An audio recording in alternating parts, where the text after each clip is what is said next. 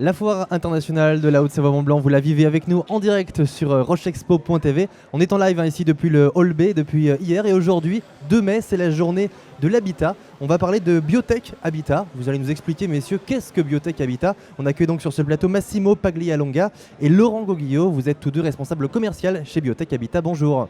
Bonjour. Alors, Bonjour. lequel de vous deux nous explique ce que c'est que Biotech Habitat? Vous?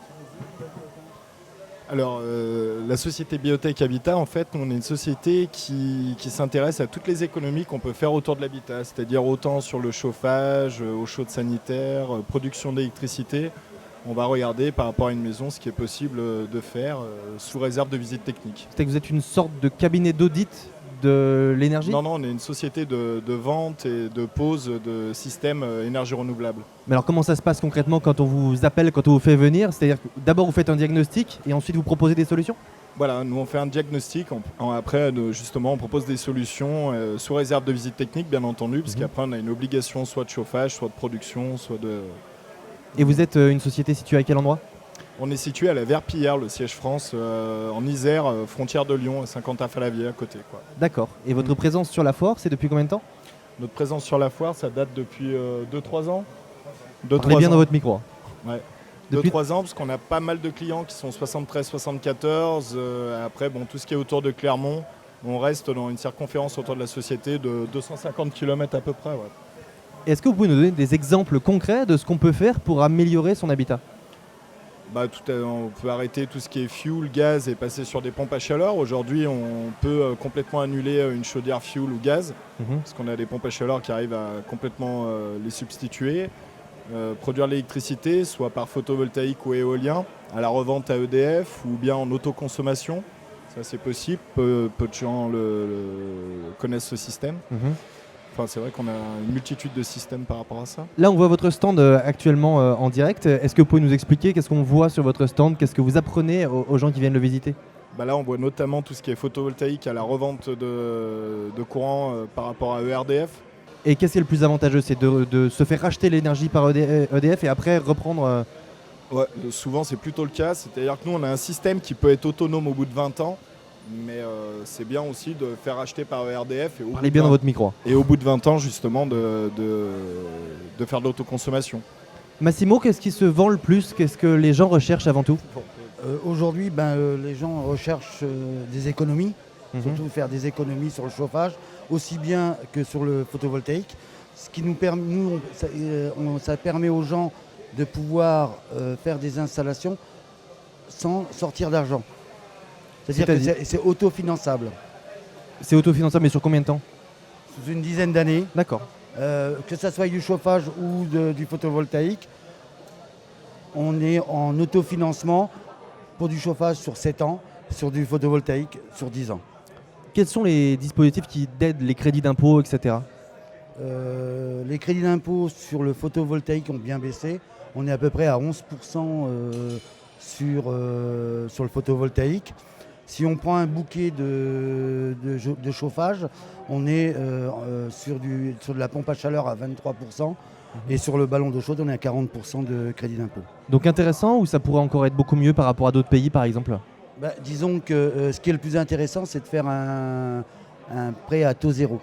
Ce qui permet que sans changer la mensualité des clients du fuel, ça permet d'autofinancer l'installation grâce au prêt à taux zéro. Et qu'est-ce qui est primordial? Est-ce que tout est adapté à tous les types de logements? Est-ce que les solutions sont vraiment différentes? Est-ce que la priorité, c'est pas par exemple, je sais pas, l'isolation avant tout? Tout d'abord, il faut bien isoler la maison. Certes. Ça, vous le proposez aussi ou pas? Bien sûr. D'accord. Nous, on fait tout ce qui est isolation, fenêtres, tout ce qui touche à l'énergie renouvelable. Le gain en performance d'une maison bien isolée par rapport à une maison plus ancienne, c'est vraiment significatif ou pas? Ah oui, c'est significatif. Ça, c'est sûr. Autrement, il n'y aura aucun intérêt de le faire. Ouais, c'est pas parce que maintenant les mesures sont plutôt incitatives. On parle justement de ces prêts à taux zéro ou ces prêts dont on peut bénéficier si on a un habitat qui est classé B, A, etc. Donc c'est aussi pour ça, j'imagine. Il y a toute cette classification nouvelle. Oui, c'est pour la classification en fait. C'est vrai qu'aujourd'hui, si vous voulez revendre un bien ou simplement le mettre en location, ils vont regarder les charges, les nouveaux acquéreurs. Donc c'est vrai que c'est toujours plus intéressant dans une classe élevée qu'une classe plutôt en bas, quoi. Et est-ce que vos solutions sont aussi valables en appartement? Est-ce qu'il y a des choses qu'on peut faire en appartement pour En appartement, c'est plus compliqué, surtout. Après, tout dépend des appartements et de l'âge du propriétaire. C'est vrai qu'après, par exemple, au-delà de 70 ans, aujourd'hui, une personne qui veut installer une clim n'a plus besoin de demande par rapport aux canicules qu'il y avait pu avoir. Mais après, en appartement, oui, c'est plus compliqué, c'est plus à long terme. D'accord. Et souvent Votre micro? Souvent dans les appartements, c'est du collectif. Et Oui. je veux dire, on ne peut pas baisser les charges dans un appartement. Et justement, il faudrait voir avec la copropriété ou la collectivité, j'imagine, mais c'est plus difficile. C'est des installations un peu plus importantes et il faut étudier un peu plus. Si on parle un peu d'argent, une pompe à chaleur par exemple dans une maison, c'est combien? C'est vraiment variable ou il y a un prix moyen? C'est variable selon la surface qui a chauffé, Ouais. selon l'isolation que vous avez. Et c'est variable. Et Ça commence à quel tarif?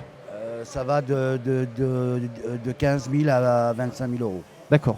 Et ce sont des équipements qui, sur le long terme, on peut espérer les garder combien de temps? Souvent, c'est des équipements qui durent plus aussi longtemps que des chaudières, parce qu'on fait aussi des chaudières fuel ou gaz. On est à peu près sur la même durée de vie. Simplement, il y a moins d'entretien sur les pompes à chaleur. Et Pas du moment que c'est bien posé. Vous parlez d'entretien justement pour la maintenance, est-ce que c'est important ou pas spécialement? L'entretien de ces appareils, ça se passe comment? Ça sera toujours moins important que sur une chaudière au niveau de la pompe à chaleur. C'est surtout la pression des fluides qu'on vérifie, qui peuvent être espacés d'1 an ou 2 en fait. D'accord. C'est le même système que votre frigo, vous ne l'entretenez pas, là il faut quand même un petit entretien. Ouais. Et en ce qui concerne le photovoltaïque, est-ce que ce sont des choses qui sont intéressantes ou est-ce qu'il faut vraiment être situé à un endroit particulier? Est-ce qu'il vaut mieux être dans le sud? Est-ce qu'ici ça marche bien par exemple en Haute-Savoie? Ici, ça marche bien de partout en fait, du moment que le toit est bien orienté. Donc c'est vrai que c'est toujours mieux sud ou est-ouest à condition qu'on n'ait pas trop de pente. Et après, la pente rentre en jeu. S'il y a une zone d'ombrage, c'est vrai qu'il y a pas mal de points de contrôle à vérifier avant. Ouais. Donc première étape, on vous contacte et vous venez voir l'habitation et vous faites un diagnostic, c'est ça? Ah oui. Et après, on n'est pas des magiciens, on peut rien faire, comme on dit à nos clients, on peut rien faire sur un bout de table. On est obligé de se déplacer déjà pour voir si c'est réalisable et après si ça vaut le coup de le faire. Et vous avez une demande vraiment croissante, votre activité est en croissance ou est-ce qu'il y a une crise aussi dans le domaine des biotechnologies? Nous, c'est vrai que non, on a une demande croissante d'année en année. Ouais. Très bien. On peut vous trouver donc sur le hall A, votre stand est juste à côté de notre plateau ici, nous on est dans le B et vous êtes dans le hall A, quel emplacement exactement? Aucune idée. On cherchera, on vous trouvera. Voilà.